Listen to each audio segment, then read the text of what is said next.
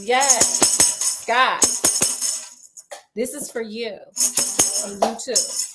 We are here at church service. Thank you, this little light of mine. Yas.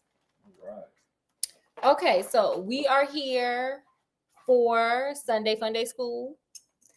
Because there are those of us like myself who grew up in a Pentecostal church and spent hours and hours and hours and days and hours and minutes and hours and seconds and hours in church. Scott did not have that pleasure.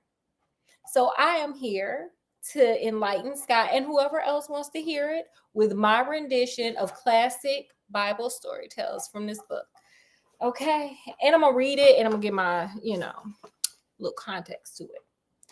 Scott, are you ready? Do you remember our lessons from last Sunday Funday School? Yeah, we learned about origin of man. Period. Because it happens. It happens. I mean, we're here. Clearly it happened. Okay, so this time we're going to learn about the first unaliving. And it's crazy. It's crazy. It's crazy out here. Okay, so boom. Adam and Eve became parents. Period. Period. How do you think Eve had the baby, Scott? How? Because wasn't no hospitals. There were no epidurals. Yeah, just gotta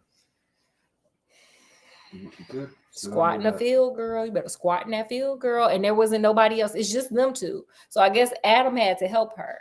There was only two people. And he ain't know how to deliver no baby because there was no OBGYNs before. That's true. It was crazy. So I imagine that labor to be harsh. I wonder, since that's the first time it's ever happened, they even know what's going on. I don't know. Hell, when I had my kid, I didn't know what was going on. Okay, period. So, okay.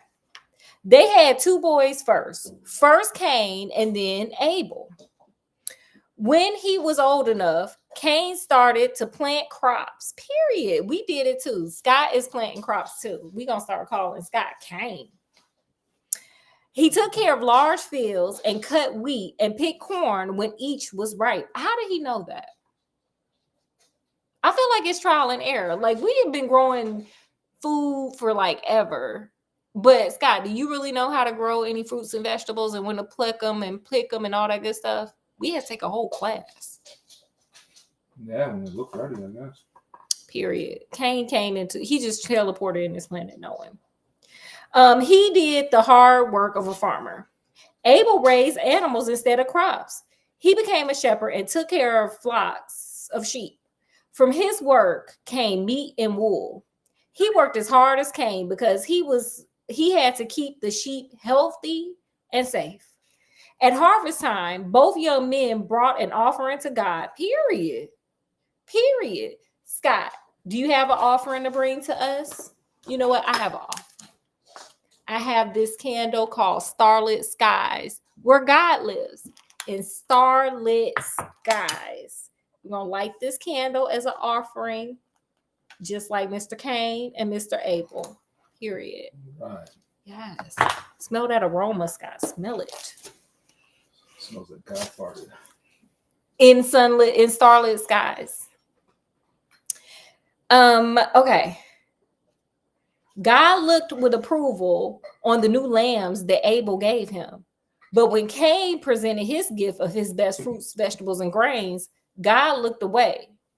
He did not want Cain's offering because there was something deep in Cain that God did not approve of. Wait, both of them okay. When Cain saw Abel's gift accepted by God, but his own rejected, he got angry. Now God blamed Cain for his anger. This is confusing. I don't remember this from Sunday school, but this is also not a Bible for real. So, okay.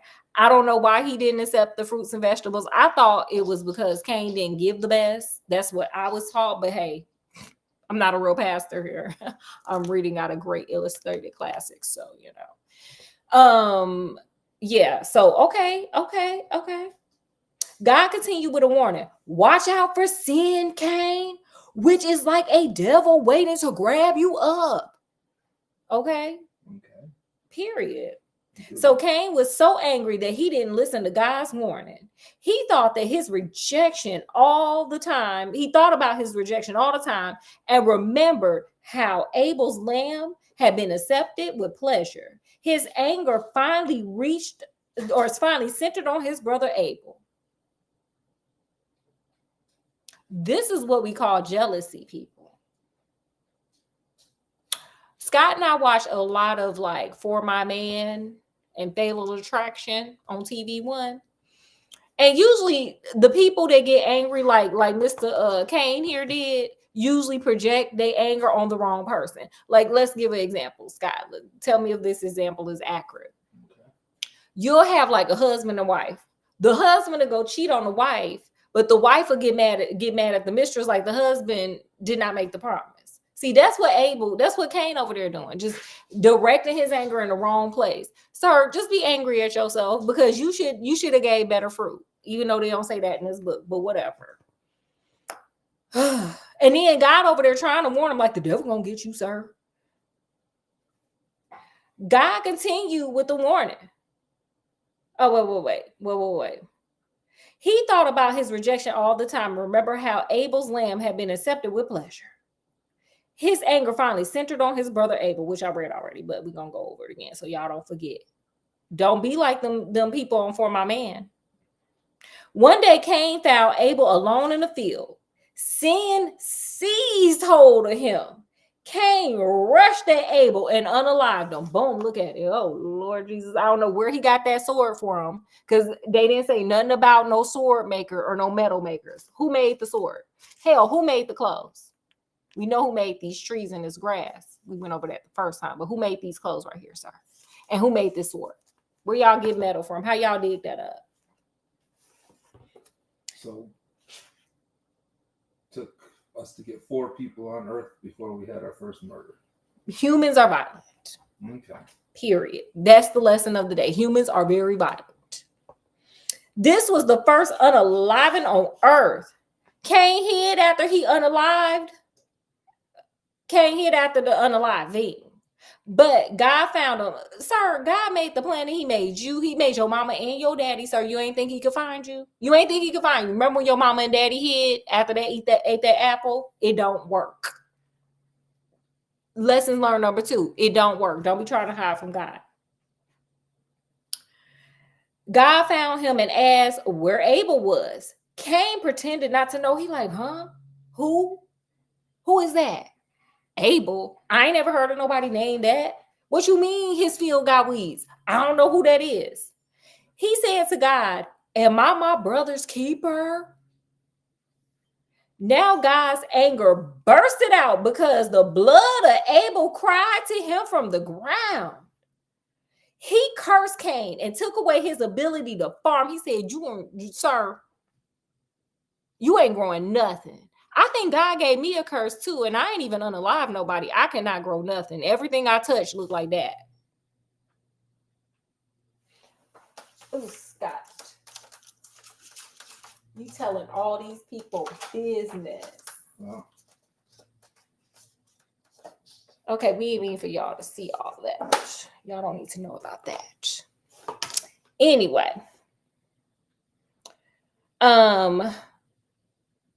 He made Cain an exile forever. Remember the movie, what was that movie? The Sandlot. You remember The Sandlot? When he was telling that story about that dog, he was like, forever. That's exactly how I said it. But Scott, look, are you looking? Forever. Anyway, Cain was overcome. He cried and pleaded with God. My punishment is more than I could bear. Besides, people will try to unalive me when they hear what has happened. Sir, wait. Did you hear what I said? Mm-hmm. My punishment is more than I can bear. Besides, people will try to unalive me when they hear what has happened. Who the other people, sir? You didn't took out one. There's only 4 of y'all thus far. You took out one. Your mama and daddy gonna try to get you or what here? Which I can see that. I've heard that before. Scott, who do you think gonna get them? Who are these people? I don't know. Okay, whatever. No, said God, they will not, because I shall put a mark on you. It will remind people that terrible revenge will be taken on anyone who touches you. Period. Period. God, like, If anybody gonna take them out, it's gonna be me. Period. Even though you are a unaliver. Cain left the home of his birth. He became a wanderer in a country called Nod. Adam and Eve were left with no children. Abel was unalive and Cain was in exile. Eve wanted another child very much. Finally, she had another son. Guess what his name, Scott, was? I don't know, but they kind of need some women to start coming along to keep this thing going. Seth. His name was Seth. It's a boy. Scott's a hater. Anyway, chapter 3, the flood. By now, thousands and thousands of people lived on earth. This human race had turned out to be violent, greedy, and evil. Well, we knew that because the first two people, just one of them was gone. He didn't even make it to the second season. It was crazy. He didn't make it to chapter 3. This is crazy. When God looked at earth, he was sorry he had made it. Oh, wow.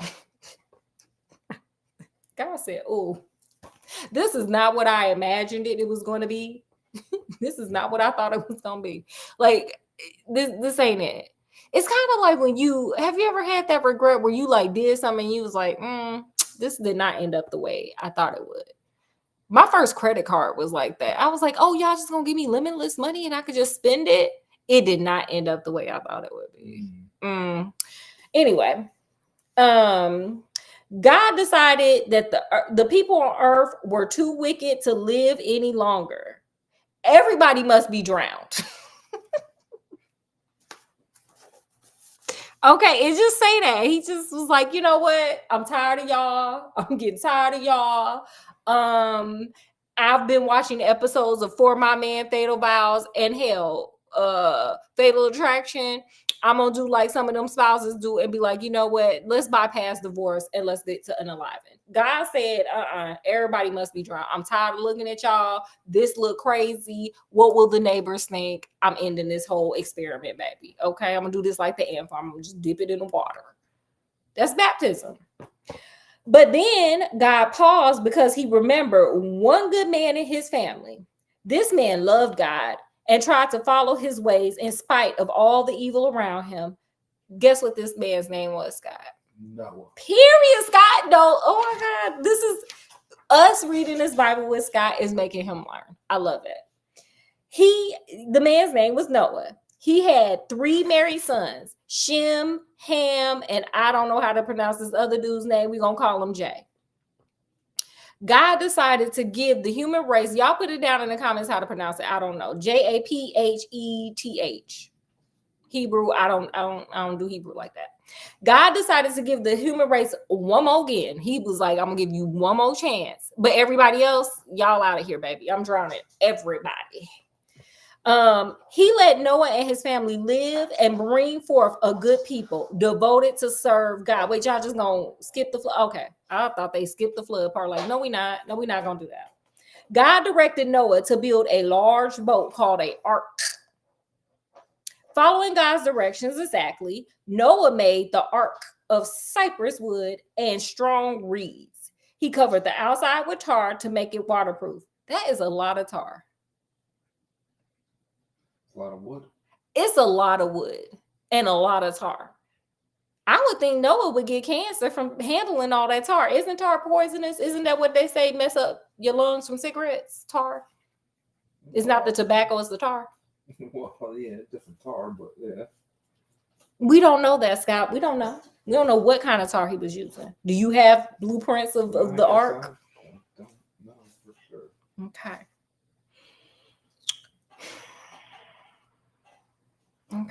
Wait, I forgot where I was.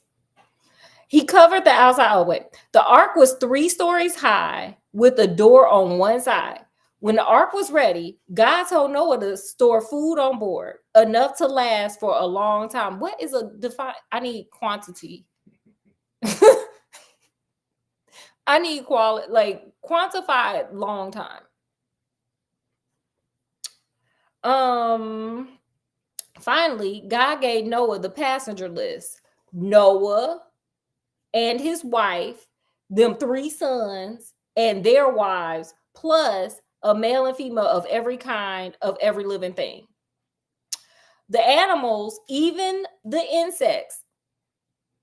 So did you have to go in the Amazon rainforest and get them insects? Like, how deep did you go? How deep do you think he got to get them insects? And you brought roaches on there?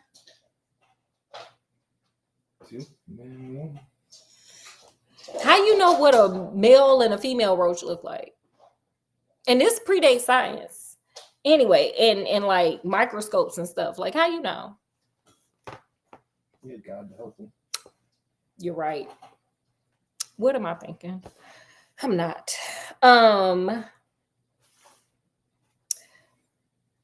Would come on board the ark in pairs. Oh no, I forgot. Okay, no, I remember. I remember from all that church I used to go to. God made them come in there. He didn't have to catch them. God was like, just go on in there. He like sent them in there. Period. It's his creation. He controls it. The animals. Oh wait. When the passengers were on board, Noah closed the door to the ark tightly. It was God, it said in the Bible. It began to rain. It poured rain for 40 days and 40 nights. Little by little, all the water raised the ark from the ground. Soon it floated. By now, all flat land was underwater. Finally, even the tops of mountains disappeared in the rising water. Everything and everyone on earth was unalive, except for the people, animals, birds, and other living creatures on the ark. Look at that baby sail. Honey, the Titanic ain't got nothing on this. The ark floated on the flood waters for 150 days. Then God decided it was time to dry the earth so the ark could land. He sent a hot wind, and gradually the water level went down. He blow dried the earth. He said, with a blow dryer. Wait. Did you feel that? Yeah. Noah could see only water around him, but he knew God had promised to bring the ark to dry land. Luckily, there were birds on board. I mean, that's not lucky, sir. You knew there were birds on there of every kind, male and female, period. Noah sent out a raven and then a dove to search for dry land. The second trip, the dove made it back with an olive branch. Noah waited for another week and sent the dove out again. This time, the dove didn't return. So Noah knew it had found dry land and started to make a new home. Honey, he probably dived into that water. That ark probably stunk. Look, if you got every animal on the planet on 3 floors of a wooden ship, what you think that smell like? Just driving past a farm smells real bad to me. Yeah, it can't be very good. That dove probably was like, girl, I ain't coming. I don't care. It stank on them. I'm tired of looking at all these other animals. It stank. Anyway. Noah knew it had found dry land and started to make it a new home.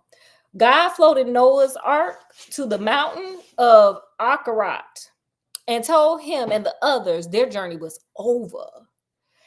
As they had gone into the ark side by side, each pair of animal, bird, insect came onto dry land and went forward to make a new world. What continent were they on? Well, I know there's a continent, but how did they get to all the other continents? Like, Akarat is like in the Middle East, I think. So how did they get all the way to North America? There are holes in this story. I need answers. God, let them walk on water, probably. Period. Jesus did it. Period. Could you imagine like a hippo just walking up? Well, it kind of does. Well, it walks underwater. He probably just made it so they didn't need air and they just swam till they got to somewhere that they liked. Period. The first thing Noah did was make an altar with offerings of thanks to God. Well, sir, what did you put on there? Because it couldn't have been no animal, because, sir, let me tell you something. And it couldn't have been no fruits or vegetables, and it's probably super muddy. The earth was just flooded. So, sir, what did you put on that ark? Because you can't take none of them animals because you only got one of each. Yeah, that's true. Be vegetarian for a while. Can they do that? Yeah, pescatarian. He probably caught a fish. There it is. Scott's here to. Scott's teaching me. I'm supposed to be teaching Scott. Scott's teaching me. Okay. Okay. This deed was so pleasing to God that he made a promise. He said no matter how wicked people become in the future, he would never destroy the world by flood again, period. As a reminder of his promise, God made a sign that would appear in the sky among rain clouds. This sign can still be seen today. Scott, what do you think it is? Rainbow. Period. Look at it. Look at it. Okay, I guess Noah lit some candles. Period. We got some too. We are the world, baby. Should be great comfort to all people who drown. Scott, hush. This is why we don't hardly invite Scott here. So, boom. Next time y'all see a rainbow, think about it. Okay, that's God letting you know. Y'all doing too much, and I would baptize y'all again for 150 days. But I made this promise to Noah. Look at the rainbow. That's God saying y'all doing too much. Do better. Because he was thinking about it. And he has done it before, like that first time. So with that, because I got another live, I got to do Sherlock after this. So I'm going to come back. I'm probably not going to change because we got to eat. I'm going to do Sherlock, guys, because I promised you, and damn it, here he is right here. So with that, we'll do Sunday Funday next week because we got to get all the way through this because Scott really needs to know the word, even though he kind of teaching me the word. So we'll be back next Sunday for Sunday Funday. Praise him. Praise him. And yeah, we'll see you in a few minutes with some Sherlock fun and of course some Scooby Stacks. I'm not gonna show you what it is because you gotta wait till the next one. So did you have any last parting words for the congregation, Scott? That just sounds like don't make God angry. Don't piss God off. And when you see that rainbow, no, God he was like, you better be happy. I promise Noah. So with that, make sure you guys like, share, subscribe, and we'll see you on our next live.